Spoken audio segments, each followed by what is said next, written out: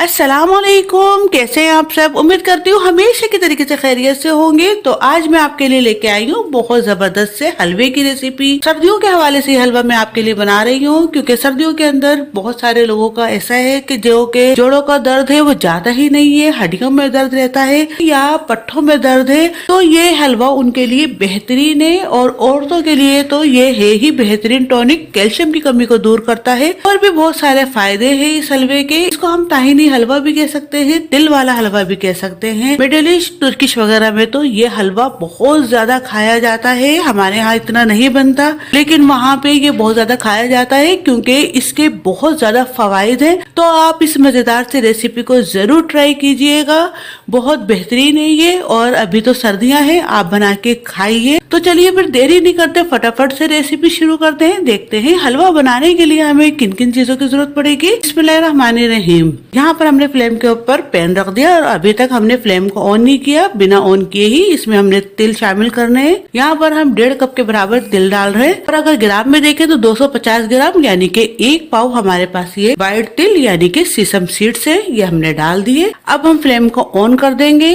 और ऑन करने के बाद हम इसको 1.5 से 2 मिनट अच्छे से पैन के ऊपर फ्राई करेंगे। बस हमने इनको थोड़ा सा चटकाना है, हल्की सी जैसी खुशबू आएगी इसको हम उतार लेंगे। हमने इसको ज्यादा फ्राई नहीं करना, क्योंकि जो तिल है वो हीट के मामले में बहुत सेंसिटिव है। बस हमने इसको हल्का सा क्रिस्पी यानी कि खस्ता करना है, क्योंकि अभी आपस में जुड़े हुए हैं। तो थोड़ा सा हम इसको क्रिस्पी करने के लिए ये कर रहे हैं, वरना हमें इनको फ्राई करने की कोई जरूरत नहीं थी। ये आप देख सकते हैं ये अच्छे से क्रिस्पी हो चुके हैं। अब हम फ्लेम बंद कर देंगे। बस यही तक हमारा फ्लेम का काम था। अब हम तिल को अच्छे से ठंडा कर लेंगे। यहाँ पर तिल अच्छे से ठंडे हो चुके हैं। आपने ख्याल रखना है, इनको गरम गरम के अंदर आपने ग्राइंड नहीं करना, आपने इनको ठंडा करने के बाद ही करना है। बस हमने इनको खस्ता करने के लिए थोड़ा सा फ्राई किया था। अभी अच्छे से ठंडे हो चुके हैं। इनको हम इस तरीके के चॉपर में डाल लेते हैं। आप चाहें तो इसको मिक्सर ब्लेंडर में भी डाल सकते हैं, जिसमें भी आप चाहें इनको अच्छे से पीस लीजिए। ये तिल हमने इसके अंदर डाल दिए। अब हम इनको अच्छे से पीस लेंगे, बिल्कुल बारीक इनको हम कर लेंगे।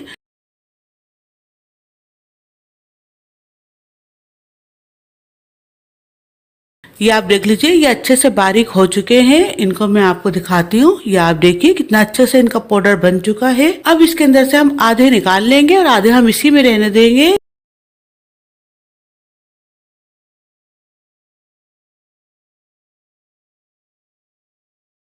हमने आधे निकाल लिए। अब इसके अंदर हम शामिल करेंगे जैतून का तेल यानी कि ऑलिव ऑयल। अगर आपके पास जैतून का तेल यानी कि ऑलिव ऑयल नहीं है तो आप इसकी जगह पर मेल्टेड यानी कि पिघला हुआ देसी घी डाल लीजिएगा। इससे भी आपको बहुत ज्यादा फायदा होगा।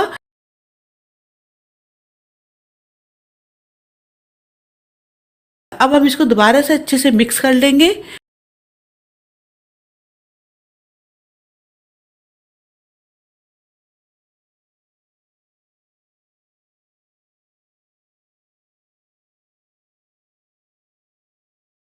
ये आप देख लीजिए, ये अच्छे से मिक्स हो चुका है।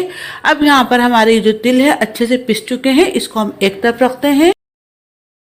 अब यहाँ पर हमने 1 कप चीनी ली है, उसको हमने अच्छे से पीस लिया। पीसने के बाद अब हम इसको छन्नी में अच्छे से छान लेंगे, क्योंकि इसके अंदर बिल्कुल भी मोटा मोटा कुछ नहीं होना चाहिए, यानी कि मोटी मोटी अगर चीनी रह गई है तो उसको हम हटा देंगे। बस हमने बारीक ही पाउडर इसके अंदर शामिल करना है। चीनी आप अपने टेस्ट के हिसाब से कम या बढ़ती कर सकते हैं। जितना मीठा आपको पसंद हो कम कर लीजिएगा या ज्यादा कर लीजिएगा, जो आपकी मर्जी हो। तो यहाँ पर हमने इसको अच्छे से छान लिया। आप देख सकते हैं ये मोटे मोटे इसके अंदर से दाने रह गए हैं। इसको हम हटा देंगे। इसको हम चाय वगैरह में यूज कर लेंगे। बाकी हमारे पास जो चीनी पाउडर है, शुगर पाउडर है, वो आ चुका है। अब इसके अंदर हम डालेंगे 1 कप सूखा दूध यानी कि ड्राई मिल्क पाउडर, इसके अंदर हम शामिल कर लेते हैं। अब हलवे के अंदर हमने खुशबू लानी है, इसलिए यहाँ पर हम आधा चमचे के बराबर इलायची पाउडर शामिल कर रहे हैं। अब बाकी के जो हमने ऑलिव ऑयल शामिल करने के बाद तिलों को पीसा था वो भी शामिल कर लेते हैं।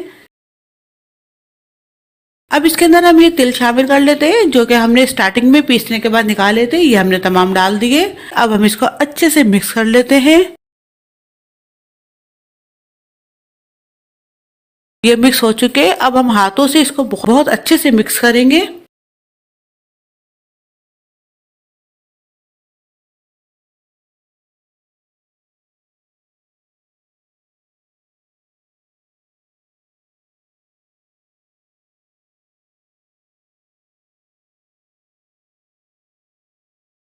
ये अच्छे से मिक्स हो चुका है। अब इसके अंदर हम 2 चमचे और ऑलिव ऑयल शामिल कर रहे हैं, क्योंकि हमें थोड़ा सा तेल इसके अंदर कम लग रहा है। तो यहाँ पर हम जरूरत के हिसाब से इसमें थोड़ा सा तेल और डाल रहे हैं। हमने 2 चमचे इसके अंदर डाल दिए। अब हम इसको दोबारा से और अच्छे से मिक्स कर लेंगे।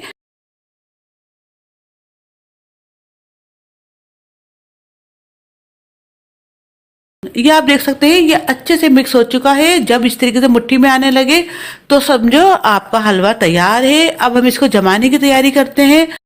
अब हमने यहाँ पर एक प्लास्टिक का ऐसा डिब्बा लिया है। आप कोई सा भी प्लास्टिक का मॉल या शीशे का कोई भी बर्तन इस तरीके से ले सकते हैं। तो इसमें हम थोड़ा सा तेल डाल रहे हैं, ताकि जब हम इसके अंदर हलवा अपना जमाएं तो इजीली आराम से निकल जाए। अब हम इसको अच्छे से ग्रेस कर लेंगे।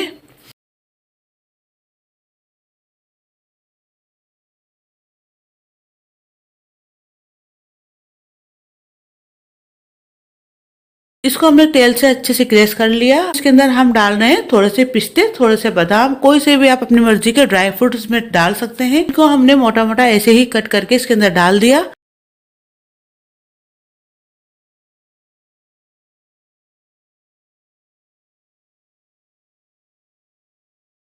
अब जितना भी हलवा है तमाम हम इसके अंदर डाल देंगे, और डालते डालते इसको हम चमचे से इस तरीके से दबाते चले जाएंगे, ताकि जितना भी हलवा है बहुत अच्छे से अंदर तक से जम जाए।